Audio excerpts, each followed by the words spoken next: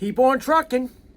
Okay, so whenever a CDL school is closed down by the Fmcsa, the stated reason most likely would be that particular school or schools was not following or meeting the standards of the Fmcsa. Okay, what are the standards for CDL schools to follow? Okay, let's get into it. Here goes one. Training tractor trailer drivers meeting the entry-level driver training standard requirements. They must meet the entry-level driver training requirements. So, okay. Well, as of 2026, the Fmcsa has not even attempted to update the entry-level driver training program with any wording pertaining to the new modernization testing program. The Fmcsa does not enforce most of what's on the entry-level driving training.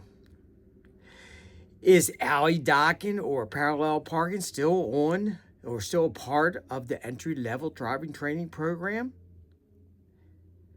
Is any of the new modernization testing skills listed on the entry-level driving training program? So it seems like we have two different programs. Entry-level driving training program and the new modernization testing program. Okay, another requirement is requiring registration on the Fmcsa training provider registry. That's okay. And as we all know, is that I promise to follow all your rules. I will do everything you asked me to do. I'm going to self-certify myself. And, oh, yes, you're on the training provider registry. Not hard to get on. They're talking now about trying to fix that. But talk is talk. Actions is something else. All CDL students must attend classroom theory training. They must receive an 80% pass rate on all test scores. But the Fmcsa, their standards are, well, we also have on the trainer provider registry is entry-level driver training theory classroom online.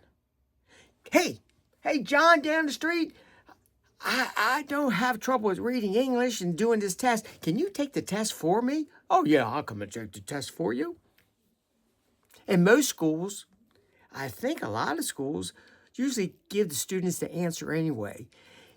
Do you think if they have 20 students and 7 or 8 of them cannot get the 80% pass rate, or they just horrible, do you think, how many of them do you think, I'm not too sure, but how many do you think may be put out of class? No, many of them may get the answer from the school. Or if it's online, it makes it much easier to do. So, good standards. Must receive hands-on training on the range and on the road. Okay, all right. They get hands-on training. There's instructors' qualifications or instructors must be qualified to teach. And there's some standards and rules about that. Most of that's probably followed. I'll give it to that. But not all instructors, I don't care how long they've driven, a lot of them cannot teach. They can drive, but they don't have the patience or the passion to be a CDL instructor. It's more to it than just, well, I got a Class A license, I'm qualified to be an instructor. More to it. The school must proper documentation ensuring proficiency in every CDL student so that they can safely operate a tractor trailer on the range and on the road before they can be tested. So every CDL school is required by the Fmcsa to document that the student is proficient. Problem is, FMCSA does not define what the word proficient means, and everything is self-certified. So most of those school students are going to get tested anyway. If they're ready or not, they're getting tested. So why is it that some students can barely back up a trailer and naturally the word proficient is not defined? So why is that? That's the problem. Words, you can put a lot of great words out there and say, you know, we hold schools up to a high standard. No, not really. The entry-level driving training does not require a minimum number of hours of training on the range or on the road. And this opens up the ability to create CDL school mills. Everyone be complaining about CDL school mills. The FMCSA, through their standards and lack of enforcement, they have created the opportunity for those to take advantage of the loopholes and to create the CDL school mills, and no one is holding the FMCSA accountable. So a CDL school, another standard, CDL schools must issue a certificate of completion to the FMCSA.